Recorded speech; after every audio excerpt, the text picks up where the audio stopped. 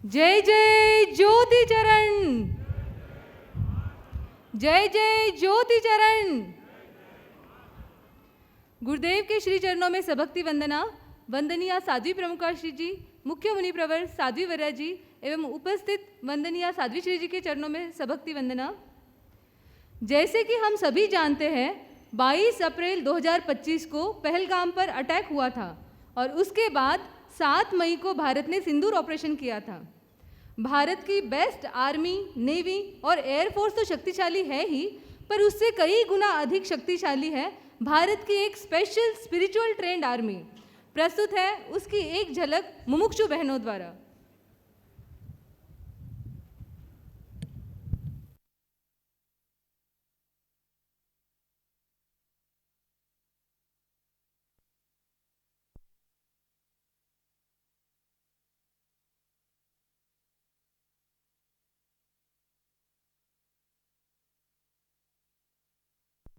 Scene 1।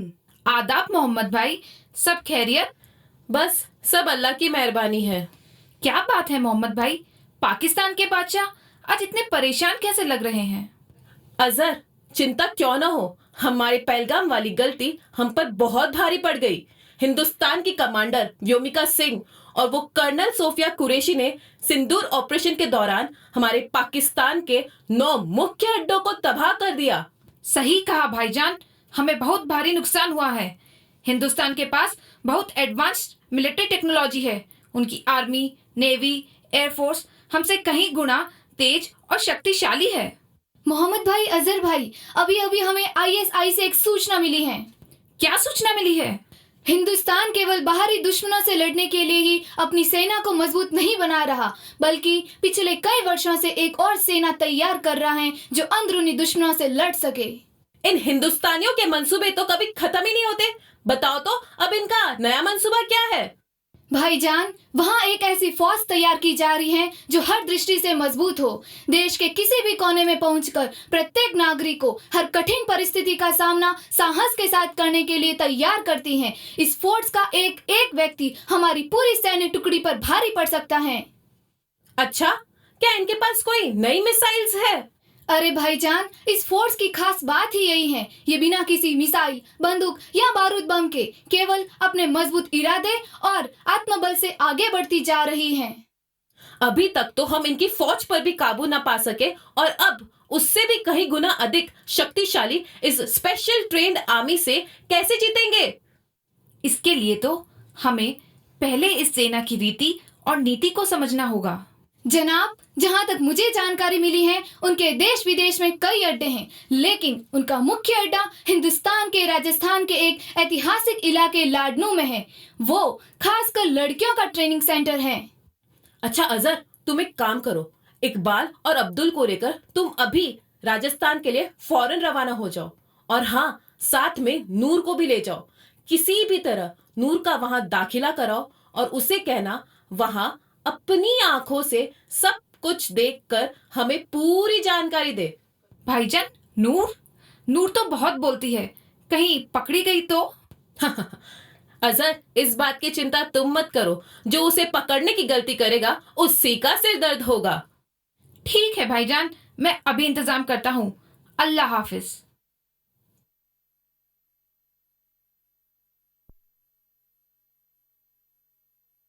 Scene 2। लो, हम लोग लाडनू के जैन विश्व भारती की सरजमी पर पहुंच गए। हुजूर, यह जगह तो किसी जन्नत से कम नहीं लग रही। इसे देखकर तो कतई नहीं लगता कि यहाँ कोई फौज तैयार की जा रही है। मुझे तो यह खबर पूरी झूठी लग रही है। इकबाल, अब्दुल, मुझे तो ये जगह मेरे फोटोशूट के लिए बेहद शानदार लग रही है। आज यहाँ जो रील बनाऊंगी उससे तो मैं पूरे इंस्टाग्राम पर छा जाऊंगी। लोग कहेंगे इतनी सुंदर मॉडल तो हमने आज तक नहीं देखी। नूर, आसमान से जमीन पर आ जाओ। तुम्हें मॉडल बनाने नहीं, मोहम्मद भाई के एक खास काम के लिए लाए हैं। तुम्हें फौज में भर्ती होना है और हमें हर छोटी से छोटी खबर देनी होगी। जी हुजूर। जनाब, मैंने इस सेना के लिए हमारी इंटेलिजेंस से इसकी पूरी तहकीकात करवाई थी। उन्होंने यह वीडियो क्लिप भेजी है। काफी लाइक्स और व्यूज भी मिले हैं। आओ एक मर्तबा देख लेते हैं।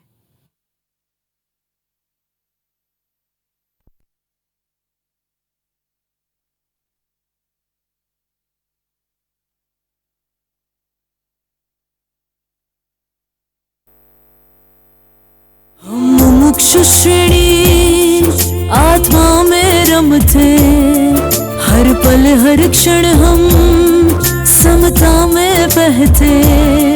वरदान अनूठा गुरुवर से पाया, भैक्षव शासन से नंदन वन छाया। दीक्षा से पहले शिक्षा आत्मा की करे समीक्षा, गुरुवर इंगित की करते आराधना। गुरु पद चिन्हों पर चलते, गुरु के साए में पलते। भक्ति से मुक्ति की हम करे साधना।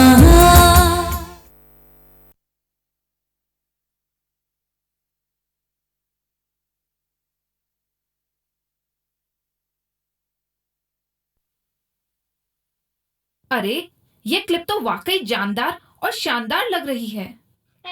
रुको, किसी अनाउंसमेंट की आवाज आ रही है। चलो उधर छुप कर देखते हैं। हाँ चलो। तुम लोग वहां जाकर देखो क्या हो रहा है। मैं अभी एक इम्पोर्टेंट काम करके आता हूँ।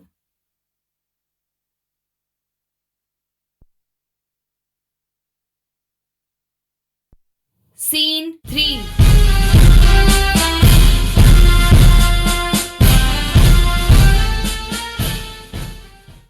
मुमुक्षु, आप सभी का तेरापन की आध्यात्मिक सेना यानी पारमार्थिक शिक्षण संस्था में स्वागत है।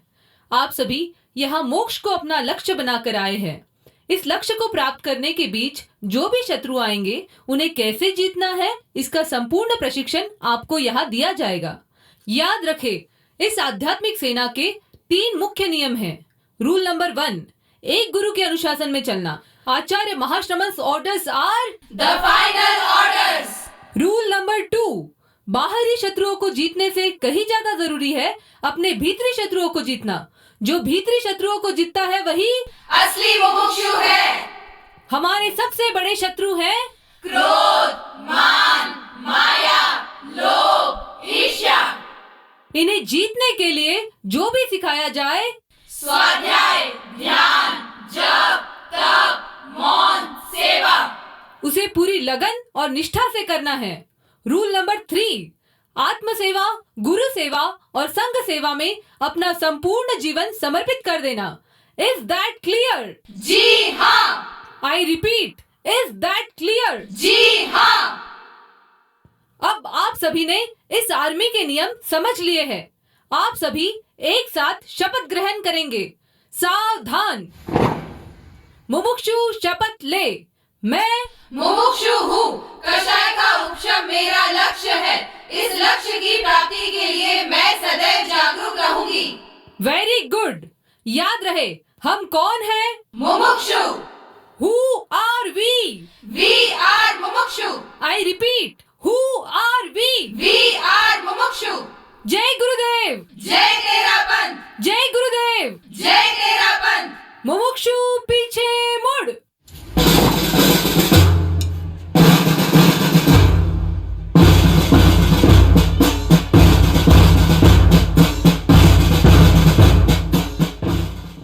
सीन 4। अब्दुल, इनकी ट्रेनिंग तो बड़े जोरदार ढंग से की जाती है। पर कहीं ये कोड वर्ड्स में हमारी बात तो नहीं कर रहे हैं? नहीं अब्दुल, मैंने अभी सुना था कि इन्हें सेंसेस कंट्रोलिंग यानी 5 इंद्रियों को वश में करने की खास तालीम दी जाती है। मतलब? अब्दुल, इनकी गहरी साजिश को समझो। अगर ये अपनी सारी इंद्रियों पर काबू पालेंगे तो इनकी शक्ति कई गुना बढ़ जाएगी। मैंने यहाँ तक पढ़ा है कि इंद्रिय संयम से बड़ा कोई शस्त्र नहीं होता। इस शक्ति से तो नामुमकिन को भी मुमकिन किया जा सकता है। सही कहा इकबाल। जिसने इंद्रिय संयम करके खुद को जीत लिया वो क्या नहीं जीत सकता। इकबाल, अब्दुल, इधर आओ। देखो, मैं उनकी सीसीटीवी की सारी फुटेज लेकर आया हूँ। इसमें हमें ये पता चल जाएगा कि उन्हें इंटरनली किस टाइप की ट्रेनिंग दी जाती है।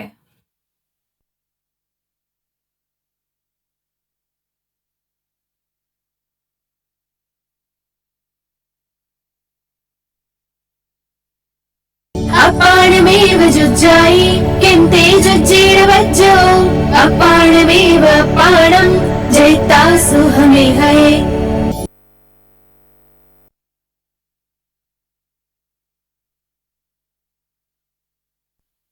देखो देखो भाईजान, मैंने कहा था ना, इन्हें कोई कोडिंग भाषा सिखाई जा रही है। नहीं नहीं अब्दुल, ये तो प्राकृत भाषा है। मैंने सुना है इनके सारे पुराने ग्रंथ संस्कृत और प्राकृत भाषा में हैं और इन सूत्रों में खुद के साथ दूसरों पर फतेह हासिल करने के कई गहरे राज छिपे हुए हैं। हुजूर, इसमें देखें, इन्हें ऐसे छोटे छोटे सूत्र रोज याद करवाए जाते हैं जिनसे अपनी आत्मा पर फतेह पा सकें। देखिए जनाब, इन्हें बिना नमक का खाना क्यों खिलाया जा रहा है? हुजूर, युद्ध के दौरान जब जहां जैसा भी खाना मिले उसे खाने की आदत डलवाई जा रही है और अगर खाना न भी मिले तो उपवास करने की भी तैयारी करवाई जा रही है। इसमें देखें, कोई मुमुक्षु 7, कोई 8 और कोई 9 दिनों की भूखी है। भाईजान, मुझे इतना भूखा रखा जाएगा तब तो मेरे हसीन चेहरे का नूर ही खत्म हो जाएगा। नूर, खामोश। अरे ये क्या, अब इन सबको आंख बंद करके बिठाया गया है, पर आखिर क्यों? या खुदा, ये तो कतई नहीं होना चाहिए था। क्या हुआ हुजूर? मैंने मौलवी साहब से सुना था, जब कोई शख्स आंखें बंद करके घंटों बैठता है तो उसका सीधा रिश्ता अल्लाह से जुड़ जाता है और उसमें खास किस्म की रूहानी ताकतें प्रकट होने लगती हैं। ये लोग रोजाना इसका अभ्यास कर रहे हैं, यानी ये हर दिन अपनी रूह के करीब आते जा रहे हैं और ताकतवर बनते जा रहे हैं। या अल्लाह, अगर ये इतने ताकतवर हो जाएंगे और गलती से इन्होंने मुझे पहचान लिया तो हमेशा के लिए मेरी आंखें ही बंद कर देंगे और मेरे मॉडल बनने का सपना ही रह जाएगा। नूर, तुम शांत हो जाओ। अब्दुल, तुम अभी के अभी ये पता लगाओ कि इस स्पेशल ट्रेंड आर्मी की शुरुआत किसने की।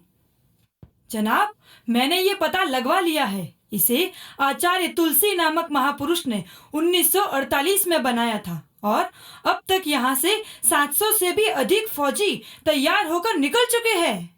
क्या कहा? आचार्य तुलसी? या अल्लाह, ये तो वही शख्स है जिन्होंने 1948 में असली आजादी अपनाओ के विचार से पूरे भारत को हिला दिया था। अणुव्रत आंदोलन, नया मोड़, छुआछूत निवारण, नारी उत्थान के लिए साहसिक कदम उठाए। उनके पास तो डॉक्टर राजेंद्र प्रसाद, पंडित नेहरू, इंदिरा गांधी, दलाई लामा, अटल बिहारी वाजपेयी जैसे इनके देश की कई बड़ी हस्तियां आती थी। पर अब तो वो नहीं है, तो ये सेना अभी किसके निर्देशन में तैयार हो रही है? वर्तमान में इन्हें प्रशिक्षण देने वाले एक विशिष्ट पुरुष है जिनका नाम है आचार्य श्री महाश्रमण। मैंने सुना है इनके पास अलौकिक शक्तियां हैं। इस फौज के सारे मास्टर प्लान्स और फ्यूचर प्लान्स इनके ही मस्तिष्क में रहते हैं। हुजूर, तब तो हमारे मिशन के लिए उनके फ्यूचर प्लान्स को जानना बहुत जरूरी है। पर उन्हें कैसे जाने? उन्हें एआई के माध्यम से जाना जा सकता है। जनाब, हम अभी जो चाइना से एडवांस टेक्नोलॉजी से बना हुआ रोबोट लाए हैं, वो हमें हेल्प कर सकता है। पर वो यहाँ कैसे आएगा? जनाब, मैं उसे साथ लेकर आया हूँ। वाह, शाबाश अब्दुल, तुम उसे फौरन यहाँ बुलाओ।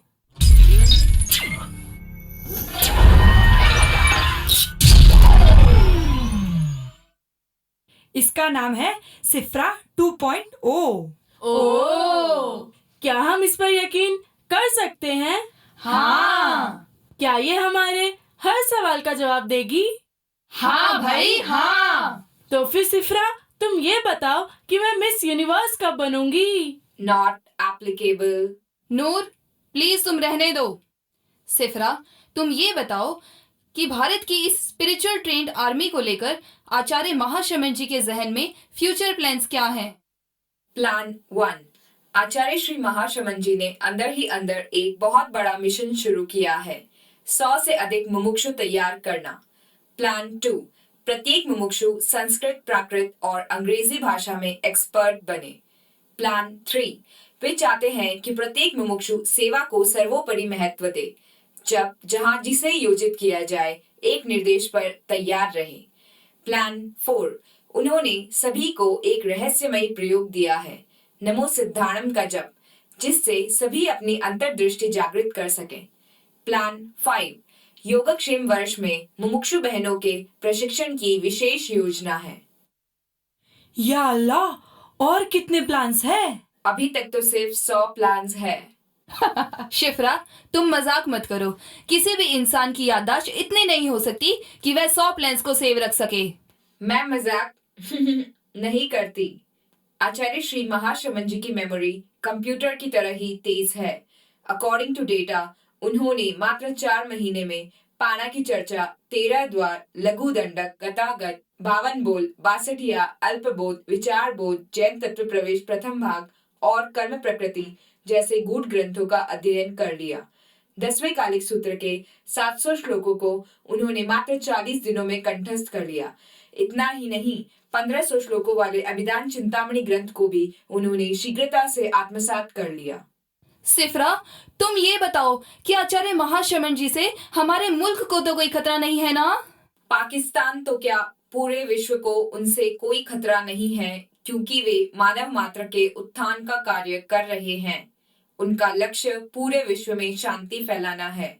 वे एक बहुत ही पवित्र आत्मा है जो सबका कल्याण ही करती है। सभी मुल्कों को उनसे प्रशिक्षण लेके ऐसी आर्मी अपने मुल्क में भी बनानी चाहिए। इकबाल, अब्दुल, मुझे लगता है शिफ्रा ठीक बोल रही है। इनकी आर्मी को देखकर ऐसा लगता है कि वे पूरे विश्व का कल्याण कर रहे हैं। ऐसी फौज अगर हर देश में हो तो ये जहां ही जन्नत बन जाएगा और पूरे विश्व में अमन और चैन छा जाएगा। जनाब, एक बात मुझे अभी तक समझ नहीं आई। हम अपने मुल्क के लिए युद्ध करते हैं ताकि हमें जन्नत में जगह मिले, लेकिन ये लोग युद्ध क्यों करते हैं? चलो सिफ्रा से ही पूछ लेते हैं। सिफ्रा, ये बताओ, ये लोग युद्ध क्यों करते हैं? तुम युद्ध करते हो खुदा के करीब जाने के लिए, और ये खुद खुदा बनने के लिए आत्मयुद्ध करते हैं। जनाब, आपने सही फरमाया। हमें अभी ही मोहम्मद भाईजान के पास जाकर यह सब बताना चाहिए कि इनकी फौज वाकई में लाजवाब है और हमें जल्द ही अपने मुल्क में भी ऐसी फौज बनाने की शुरुआत करनी चाहिए। तो अब मेरा क्या होगा? Battery low, battery low, battery low. Good bye. Noor, तुम चिंता मत करो, हम तुम्हारा आज ही इस मुमुक्षु की फौज में दाखिला करा देंगे। सीन 5।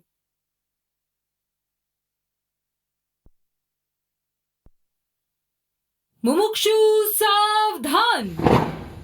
हम सभी ने अपनी आत्मा के लिए, अपने संघ के लिए घर छोड़ा है। हमने प्रण लिया है कि हमारी अंतिम श्वास तक हम संघ की शरण में रहेंगे। गुरु के हर निर्देश का पूरी शिद्दत के साथ पालन करेंगे। क्या आप सभी इसके लिए तैयार हैं? जी हाँ। आई रिपीट, क्या आप सब इसके लिए तैयार हैं? जी हाँ। क्या आप सभी गुरुदेव के प्रति समर्पित होने के लिए तैयार हैं? जी हाँ। आइए हम सभी अपने भाव गुरुदेव के चरणों में समर्पित करते हैं।